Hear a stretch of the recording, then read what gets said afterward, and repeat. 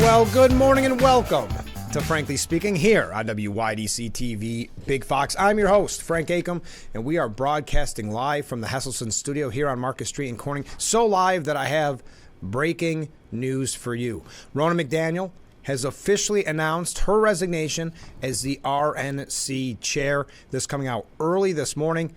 McDaniel, 50, who has held the post for 7 years, says she plans to resign on March 8th, saying, "Some of my proudest accomplishments, including firing Nancy Pelosi, winning the popular vote in 2022, creating an election integrity department, building the committee's first small-dollar grassroots donor program, strengthening our state parties through our growing Republican Organizations to Win program, expanding the party through minority outreach at our community centers, and launching Bank Your Vote to get Republicans to commit to voting early." And we've talked about that numerous times in the past.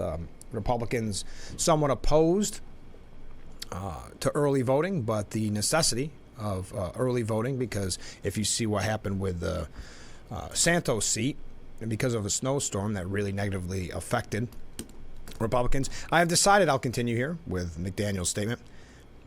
"I've decided to step aside at our spring training on March 8th in Houston to allow our nominee to select a chair of their choosing. The RNC has historically undergone change once we have a nominee. It has always been my intention to honor that tradition." So that is breaking news from just moments ago. All right, now we can get back into kind of the housekeeping at the beginning of the program. Later on the show, we're going to be talking with Alisa Troccia. She's got a free women's self-defense class coming up tomorrow. You're going to find out all about it. And if you're interested to register, it's not too late. So we'll have all that information coming up in just a moment. A couple of comments that we missed either at the end of the program on Friday or have since arrived. Quote, this from a viewer: "In my opinion, Trump's top pick list for vice president, in no particular order, should be Ramaswamy," a lot of people have mentioned him, "Marjorie Taylor Greene, or Tim Scott. We need to heal the government cancer. Good morning, Virtual Wave." Thank you for the Virtual Wave. Another comment here from a viewer. "Good morning, Frank." Well, good morning. This is old news, but the piece that aired with Biden in lieu of Super Bowl speech shows how out of touch they are, or just conveniently evasive and definitely late to the party. Yeah, I've talked about this extensively, that's a missed opportunity for any candidate. Yes, a Republican president would get perhaps tougher questions, but these are pretty softball questions as a rule for the Super Bowl interview. But I'll continue. "We've seen escalating prices and shrinking packages in the stores for years now, with some disguised as a new package.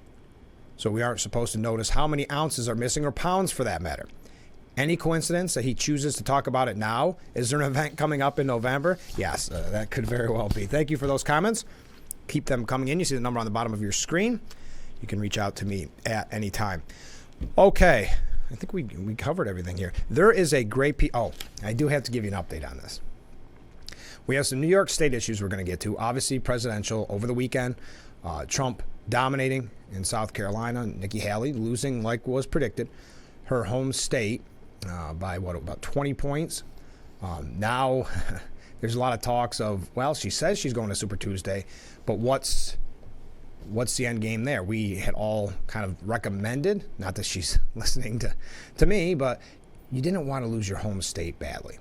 Just for your future, whatever your future may hold. I mean, she's young. Nikki Haley could very much run for president in the future, but this really puts a damper on that when you lose your home state. There's even a piece, I want to say it's from Politico, saying it's kind of almost historically unprecedented to not win any state and then lose your home state so badly.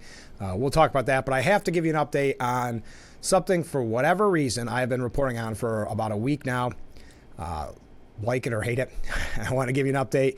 Democrat Mayor Tiffany Henyard of Dolton, Illinois. We've been talking about her a few times. She's strong-armed some people in the donations. She's lavishly spending. She's putting posters up all around Dolton, almost as a dictator would, with her face all over it. She's made national headlines in recent weeks for being accused of weaponizing police in retaliatory business raids and spending taxpayer money on luxurious trips.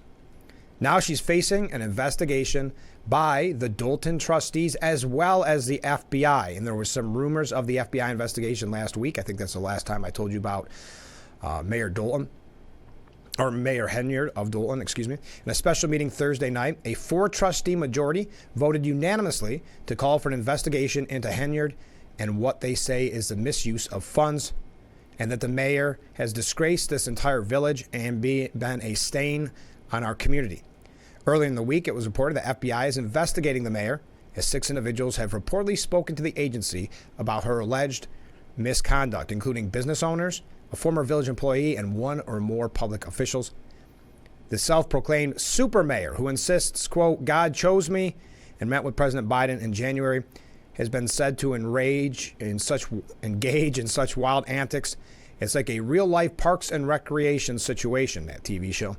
But her multitudes of alleged misdeeds could finally be catching up to her. So there's an update on a story, for better or for worse, I've been bringing to you a couple of weeks now. Let's take our first break. A lot to cover, some New York State issues when we come back. Thank you to everybody. Wow, look at this. All the waves coming in after mentioning it on the program on Friday. As I said, Alisa Troccia is going to come up right about 7:15, 7:20, right through there. So stay with us. This is Frankly Speaking here on WYDC TV, Big Fox.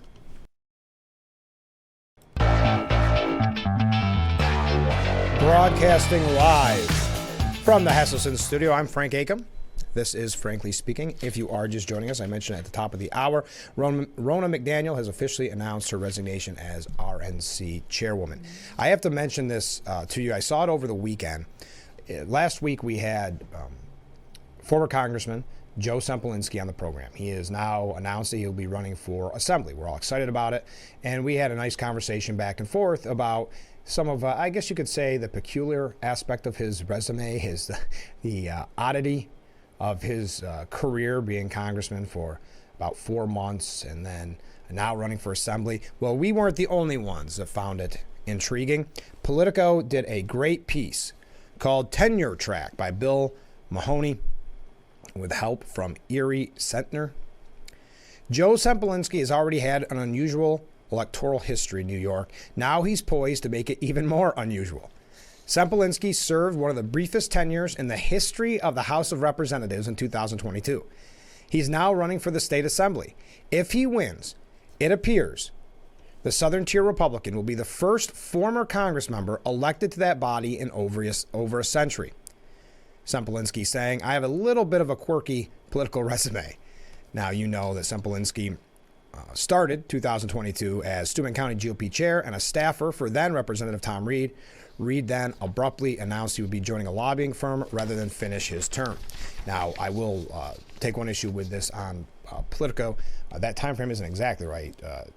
Joe did work for Tom Reed at one point, but not right as Tom announces going to that lobbying firm. But the GOP didn't have an obvious candidate to run in the special election.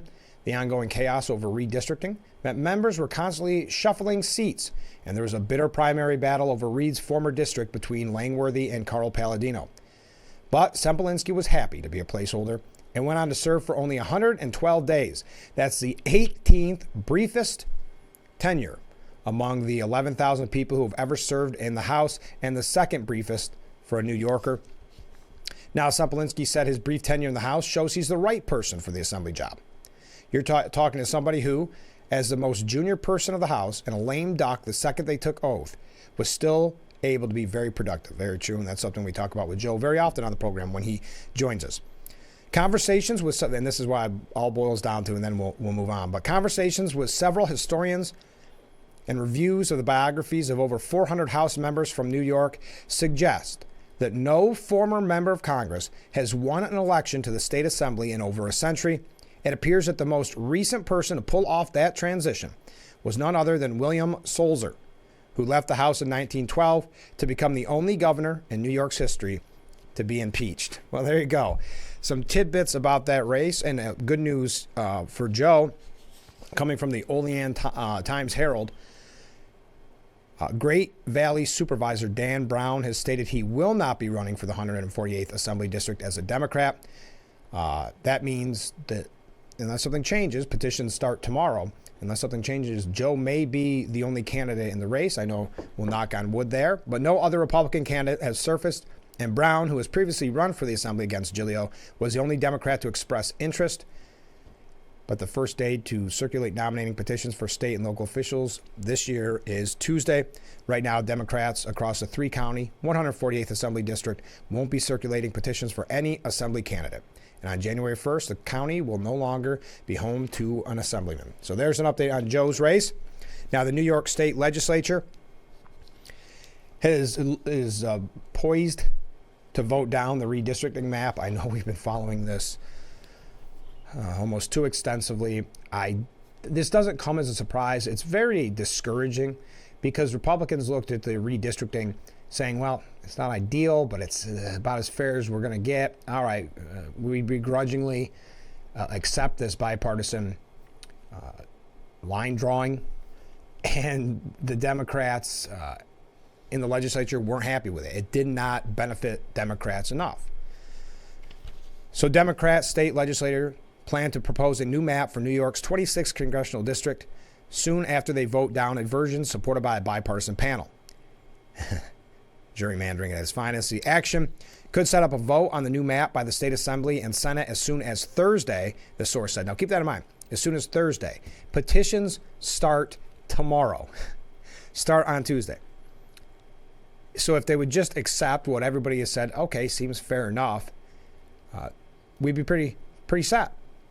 What a mess this has been. The new version would tweak district boundaries of districts currently held by Swazi, Brandon Williams, and Mark Molinaro, slightly more Democratic than currently.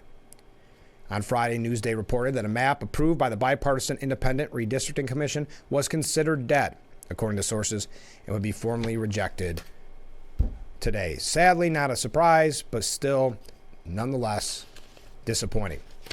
All right, we have to take another short break. When we come back, we're going to hear from Alisa Troccia. Now, get your pen ready because you'll want to write down the number for her free women's self-defense class. I will post it at the end of the interview up on the screen when we come back from break. But the phone number is 607-259-6139. You'll hear all about it coming up in just mere moments. So stay with us. This is Frankly Speaking here on WYDC TV, Big Fox.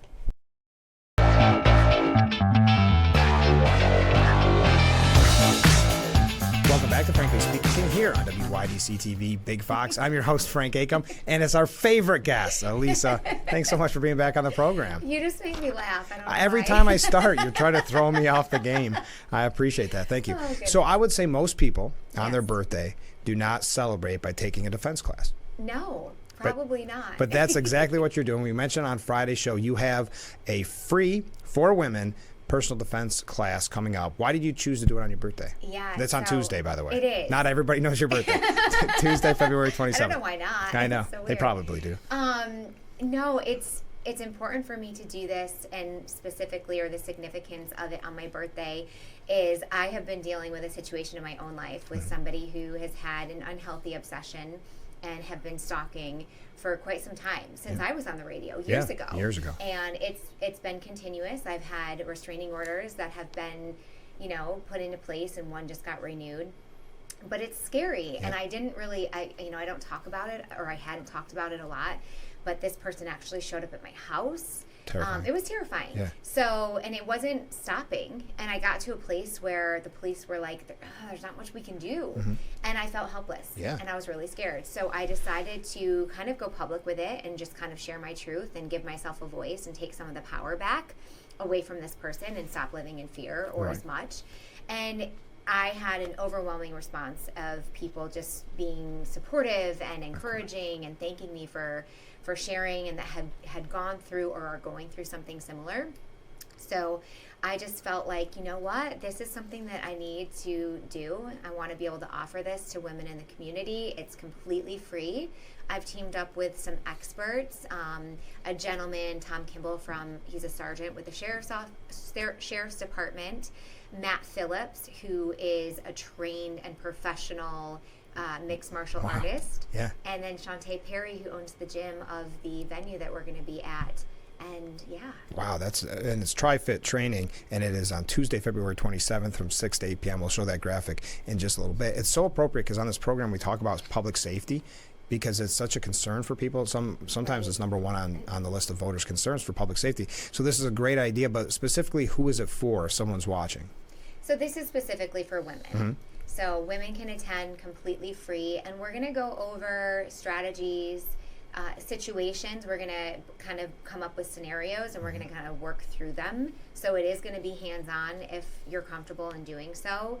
I do encourage people to pre-register so we have a head count and an idea of who's going to be there for spatial reasons and whatnot.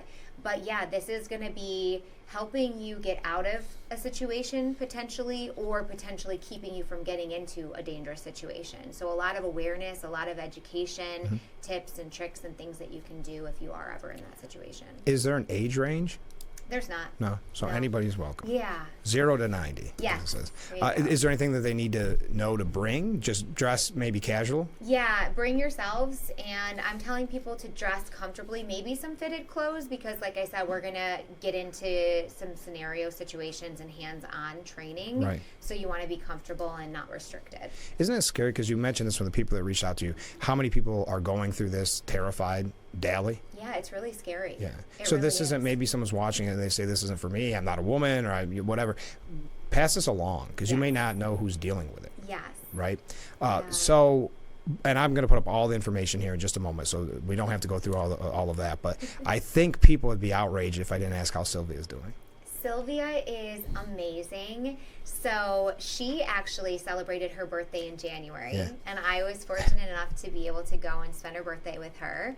And actually, a couple weeks ago, she FaceTimed me. She had the most amazing surprise. She got a tattoo, her first tattoo. Oh my goodness. And it's 2 flowers to symbolize her and me, a larger one and a smaller one. And the larger flower, it's fully bloomed. And she said that's a strong, independent woman like me. Yeah. And then the smaller flower it's still blooming, which represents her. And the stems intertwined, and they make an A, the shape of an A for my name. And goodness. Did you expect anything like that? No. Yeah. I knew she wanted to get a tattoo, and she wanted something to signify her time here. Yeah.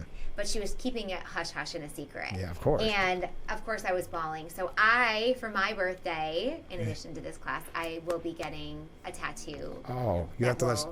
Now, are you going to do it after the class, I hope? Because you might be sore, right? You're not probably supposed to. Yeah, probably after the class. Oh, I can't wait to see that. That's so nice.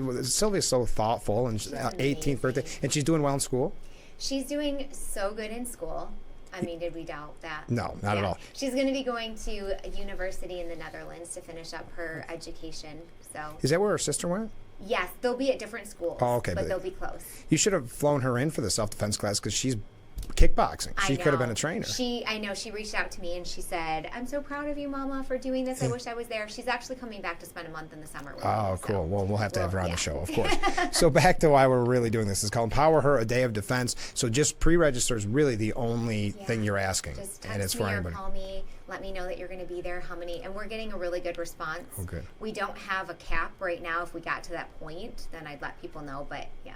Oh, that's great. And the number is 607-259-6139. But of course, I'll put it up on the screen when we come back from break. Alisa, thank you, as always, for being on the show. Thanks for letting me share this. It's important, and I appreciate the... Good luck with it, and happy birthday. Thanks. All right. We'll be right back with Frankly Speaking. Stay with us.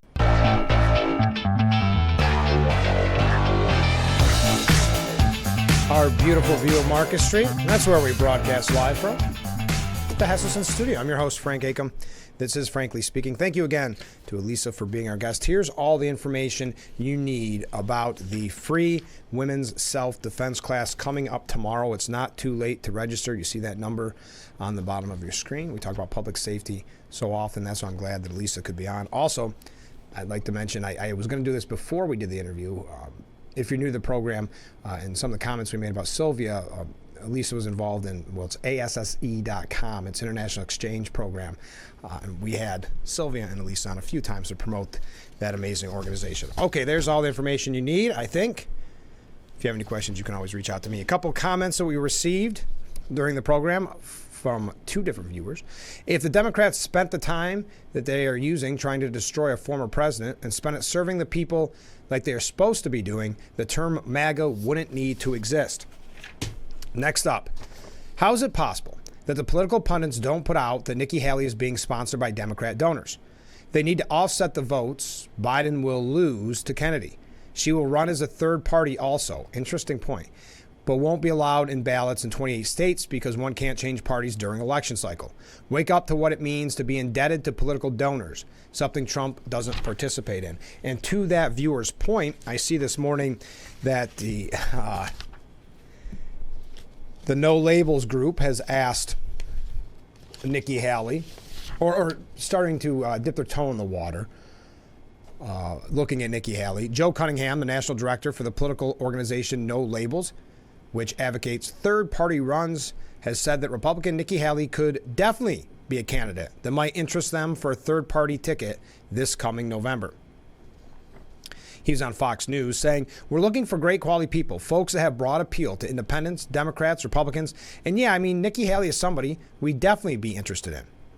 Though No Labels has only secured ballot access in 16 states, Cunningham expressed hope that they might be able to access all 50 states. The truth is, we're talking to a lot of spectacular people right now, and we're not ready to unveil those folks just yet. Of course, Joe Manchin's name was thrown around, but then he declined. I guess No Labels kind of acting as a spoiler, so to that viewer's point. Also, though, did you see that Nikki Haley lost any funding coming from the Koch brothers?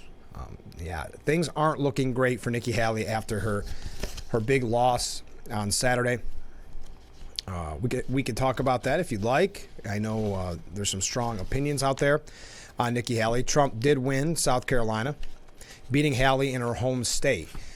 That comes as no surprise. Again, I don't know why Nikki stayed in as long as she did. Trump has now swept every contest that counted for Republican delegates, adding to previous wins in Iowa, New Hampshire, Nevada, and the U.S. Virgin Islands. Haley is facing growing pressure to leave the race, but says she's not going anywhere. "I've never seen," Trump said, "the Republican Party so unified as it is right now. You can celebrate for about 15 minutes," he said during his victory speech, "but then we have to get back to work." Koch network has halted the Nikki Haley funding after that big loss in South Carolina. Americans for Prosperity Action, the network backed by billionaire Charles Koch, is pausing its financial support for Nikki Haley after she lost to former President Donald Trump in her home state. AFP Action said it still endorses Haley for president, but now its support will only come in the form of words, not cash, which is not ideal for a candidate. Given the challenges in the primary states ahead, we don't believe any outside group can make a material difference to widen her path to victory. And so while we will continue to endorse her, we will focus our resources where we can make the difference. And they're saying in maybe House races and the like. So Haley isn't dropping out, but as Politico said, the end may be near. On Saturday, Haley signaled a wind down. If you noticed, in the past, she was going till every last vote was counted. And on Saturday, she signaled, well, I'm going to at least make it till Super Tuesday, which is coming right up. I want to say March 5th. On Saturday, Haley signaled a wind down could be in sight, committing only to keep running through Super Tuesday. Not only was she defeated in her home state, but her path forward has never seemed less clear. Even if it isn't the proximate cause of her impending departure from the race, Donald Trump's humiliation campaign against Haley looms over the primary. His recent taunts that she should switch parties and is essentially a Democrat threatens to further alienate her from the Republican Party's base. And we had that piece quite some time ago, and I would ask you this question. Can she come back into the Republican fold when this is all over? Can she be a star, because she was a star in the Republican Party, or has she done too much damage? Not to say she can't still be a Republican, of course, but will she kind of be a social pariah now within the Republican Party? I think it's a fair question, and I think that's one of the reasons why many people were saying well before South Carolina, get out now while the getting's good. But she said not till every vote's counted, but till at least Super Tuesday at this point. Okay, how about this from a viewer? I had a crazy thought. This again from a viewer. Thinking about the No Labels Party. Knowing that third parties can't win, but are effective at taking votes from one party, what if No Labels put up a Joe Manchin, Nikki Haley co-president ticket? Taking votes from both parties might give them enough to win. Interesting point. That was originally what was being said, not with those names, but it was going to be a Republican and a Democrat. But instantly the infighting began in the No Labels group, where it was, well, who's going to be on top of the ticket? Well, we wanted it to be a Republican. Well, we wanted it to be a Democrat. So that was the main problem with that thought anyway. But that is a good point. I mean, they could definitely do some damage. I think Kennedy could do some damage when it comes to third party, get some impressive numbers when I say do damage. I mentioned this. I thought it was from Politico. It was actually from CNN. But Nikki Haley's South Carolina loss is unique in U.S. politics. According to Annette Choi and Zachary Wolf, Nikki Haley lost in Iowa and New Hampshire. She placed second to none of these candidates in a Nevada primary, for which there were no delegates, and where Donald Trump was not on the ballot. Now she has lost the primary in her home state of South Carolina, where she was a two-term governor. Her insistence on staying in the race puts her in rarefied air, the losing candidate who won't quit. No other major modern candidate has refused to drop out of the race after so many losses. Well, do you think she makes it to Super Tuesday? What I mean is you got Koch brothers backing out financially. Do you think it's a DeSantis scenario? Or remember DeSantis said, we're going to go right to the end, and then the next day he makes his announcement that his campaign was done? I think it's a fair question, but boy, she's made it this far. I can't imagine she doesn't try to go to Super Tuesday, just being a couple weeks away. Oh, we got another comment here. All right, here we go. From our viewer. Haley is showing she is a typical politician. A politician can be bought. Voters want outsiders. She shows she isn't. Thank you. Keep those comments coming in. We've had some great discussions on the program lately, and I appreciate everybody who takes time out in their morning to weigh in on these discussions. All right, we've got to take another short break. Now, they are saying, just to preface what we'll be talking about, they're saying, well, if you look at the demographics in South Carolina, things don't look good for Trump. It's amazing how many times Trump can win, but it never looks good. And I was actually surprised they didn't make a bigger deal about the fact that Nikki Haley pulled within 20 points in South Carolina, because you had a lot of politicians saying, well, Trump could win by 40, which I think is a bad idea for any candidate, Democrat, Republican, Independent, to throw out higher numbers. You want to over-deliver under promise. You don't want to reverse that and say, I'm going to win by 40, and then when you win by 20, they can use it as a weapon against you. It doesn't really make a lot of sense. Let's go to one more comment before we go to break. As far as Nikki goes, we don't need another Romney, Cheney, Republican. Good point there. That's what a lot of people's position has been on her. We've got to take another break. Stay with us. So this is, Frankly Speaking, here on WYDC TV. Big Fox, we're moving right along this morning. Stay with us.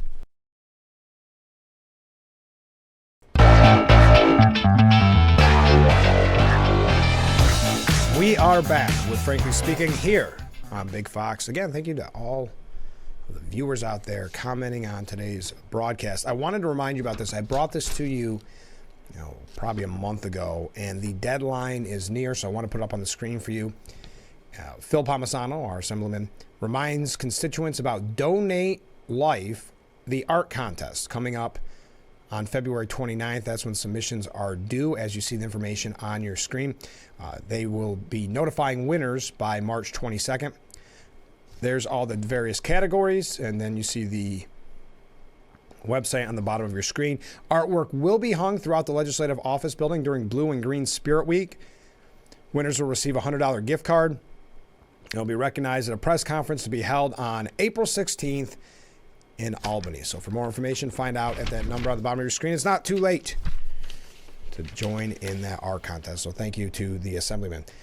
Did you see that some Republicans are proposing to block the State of the Union speech, not allow the president to give that speech if he doesn't submit a budget on time? Well, it's too late for it to be on time. I think it was due February 5th, maybe. President Biden is preparing to deliver a State of the Union address before a joint session of Congress after again missing his deadline to present spending and national security plans to Congress.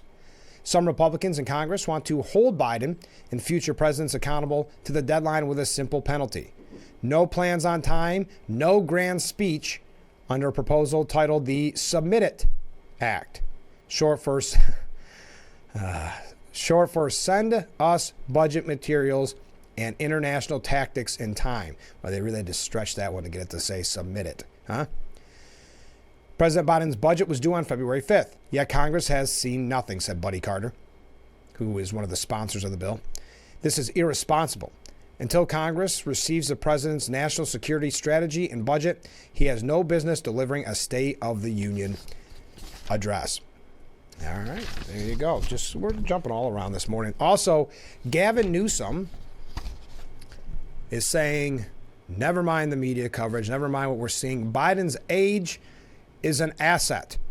This comes on a appearance on Meet the Press. I've seen him up close. I've seen him from afar. But here's my point. It's because of his age that he's been so successful. So the opportunity to express that for 4 more years, what a gift it is for the American people. And as a Democrat, what a gift it is for me to make the case for the leader of our party, Joe Biden. Now, a lot of people assuming that Gavin Newsom is sort of running a presidential campaign without officially running a presidential campaign, which is kind of interesting. But he's out there. He's been a good surrogate, good interview to promote Biden. Farrah Griffin, and I mentioned this just quickly. I don't want to dive too much into this, but Haley's South Carolina results should be a 5-alarm fire for the GOP, says Farrah Griffin, former White House communications director under Trump. On Saturday, Trump won the South Carolina primary by about 20 points, leading Haley 59.8% to 39.5%. In a panel discussion on CNN, Farrah Griffin said somebody who's running is virtually an incumbent, Donald Trump, getting 60% and 40% being against him. That's not a mandate, especially with the entire Republican Party apparatus behind him, with most elected Republicans behind him. Now, it's unclear what a path could look like for Nikki Haley. I think we're all very open-eyed about that, but she is underscoring the fundamental weakness of Donald Trump, and it should be a 5-alarm fire for the party. But for some reason, it is not. So I guess my follow-up on that would be, what is the answer then? If you believe the demographics aren't looking good for Trump, what would you recommend? A different candidate? Is that what she's suggesting? I don't know. I don't have the answer for that. I'm just curious as to why you take that stance without any solution, I suppose. Now at Axios, which is no real friendly outlet for Republicans, where do you hear this? Trump's demographic problem. Quote, if America were dominated by old, white, election-denying Christians who didn't go to college, former President Trump would win the general election in as big of a landslide as his sweep of the first four GOP contests. But it's not. That's why some top Republicans are worried about the general election in November, despite Trump's back-to-back wins in Iowa, New Hampshire, Nevada, and South Carolina. I don't want to go through all this, but the group, this group that supports him isn't remotely big enough to win a presidential election. They write, he would need to attract voters who are more diverse, more educated, and believe his first loss was legit. South Carolina exit polls show he didn't do that. All right, that's from Axios. We got to take a break. We do have one comment from a viewer. Frank, the Dems will jump on the opportunity to not let Biden do the State of the Union and blame the Republicans for not being able to deliver it to the people. Yeah, and then they'll say that they're trying to silence him, even though we're seeing media outlets and the like trying to silence the former president. And they would exploit it. There's absolutely no doubt in my mind. But we got to take a break. Stay with us. This is Frankly Speaking here on WYDC TV, Big Fox.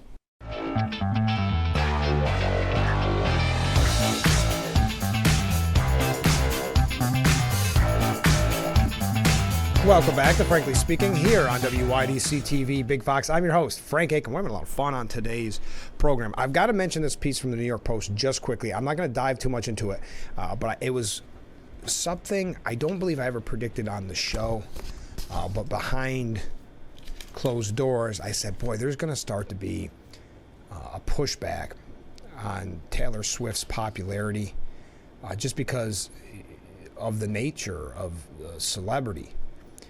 Well, a California professor who, in full disclaimer, no stranger to controversy, speculated that it might be racist to be a Taylor Swift fan. Melina Abdullah posted to X, formerly known as Twitter, during the Super Bowl, saying, "Why do I feel like it's slightly racist to be a Taylor Swift fan?" Now, she is a professor of Pan-African Studies at Cal State University, is a self-described Black Lives Matter organizer, hip-hop scholar, daughter of God, womanist, truth teller, mama, according to her X page.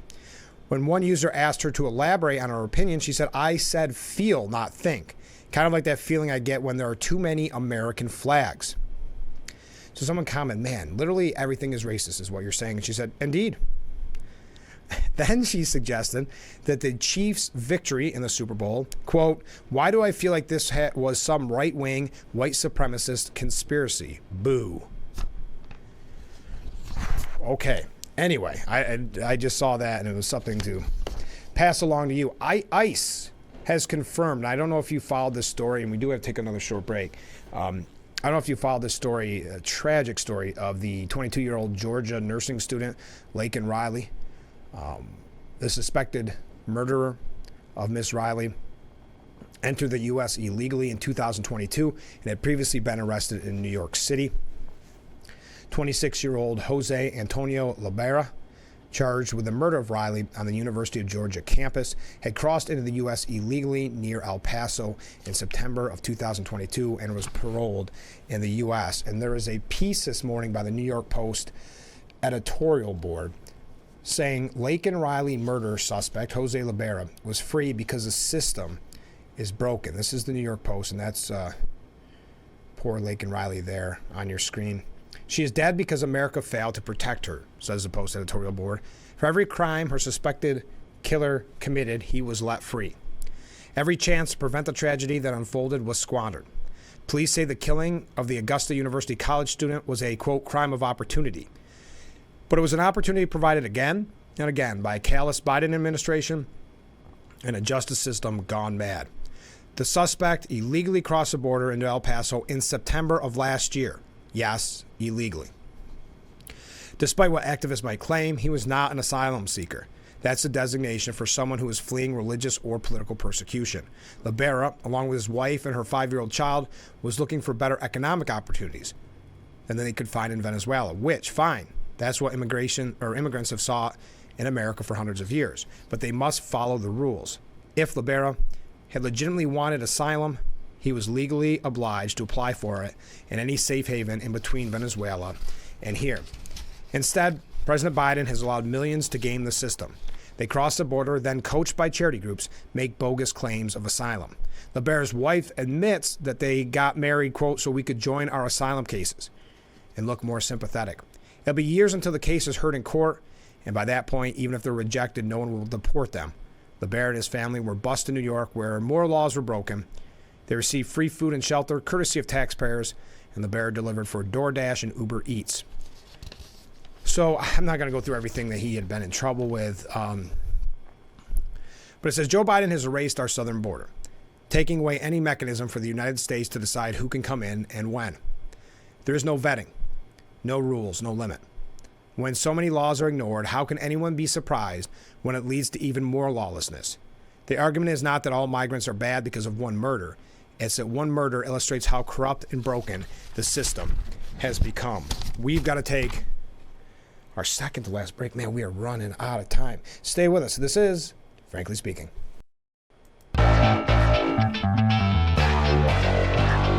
And we are back with Frankly Speaking here on Big Fox. Thank you so much for joining us. A couple quick things before we take our last break. There's a piece by Todd Bensman today at the New York Post that China is exploiting Biden's lax border policies. And what it cracks down to, and I'm not going to go through the whole piece, it's about a 5-page piece, and it's Todd Bensman is a senior national security fellow at the Center for Immigration Studies. And he says, while there's no evidence to support theories that China is sending troops in civilian clothing to await Beijing's attack orders, it's virtually certain some of these young men and women are at least spies. Also, there's a piece about a new book. It's actually an excerpt from his new book, Peter Schweizer, and the book is called Blood Money. And his contention is that China has already started waging war with the United States, but not with guns, with poison. He said, while we debate domestic policies to address the fentanyl crisis, the reality is that Beijing is deeply involved at every stage of the drug's production and distribution in the United States. It's little wonder that in 2019, some senior officials at the U.S. Department of Homeland Security asked for fentanyl to be classified as a, quote, weapon of mass destruction. How did the most dangerous drug ever created become a household word and scourge in America? Not by accident, but by deliberate design. Beijing's hand can be found in every stage of the poison spread in North America. Based on leaked U.S. national security documents, Mexican government hacked emails or correspondence, and Chinese corporate records, we know that fentanyl operation is under Chinese control from start to finish. And this is a really great piece. It's 9 pages, and it's from the new book, Blood Money by Peter Schweitzer. You'll have to find it for yourself. We don't have time to go through the whole 9 pages, but you can find it at the New York Post this morning. I believe the book comes out, I want to say today. All right, let's take another short break. Our last break. Then we're going to wrap things up here on Frankly Speaking. Stay with us. And we are back with Frankly Speaking here on WYDC TV Big Fox. How about this for another comment from a viewer? It drives me crazy. Everyone says Biden this and Biden did that. We all know Biden couldn't pour water out of a boot. He is being directed by his handlers, and when they finally get rid of him, they'll be able to blame him for everything he messed up. There you go. Keep those last-minute conversations coming in. Excuse me. Got distracted by reading another one. There is a piece that you may want to check out for yourself because we are out of time, but Miranda Devine has at the New York Post saying, new election year means another Russiagate as Biden and Democrats try to smear the impeachment probe. Also, they asked a question. I can ask this to you, the viewer, because I know we have some people that may not, will have various different opinions on politics. As Trump romps to wins, anti-Trump Republicans wonder, do I still have a political home? The Republican part of me that's left is hoping Ronald Reagan jumps out from the grave and saves us all. It leaves me in a quandary. This person supporting Hallie. Well, how do you feel that way? Are you an anti-Trump Republican? Do you feel like you have no home? Did you see Jerry Seinfeld got berated because he's by anti-Israel protesters because he's Jewish, I guess? Genocide supporter, you support genocide. People yelled at him, blank you support genocide. We are out of time for today's edition of Frankly Speaking. Thank you again to Alisa Troccia for being on the program. Here's that information for you if you want to sign up for the free women's self-defense class tomorrow. It is being held tomorrow. You see the number on the bottom of the page.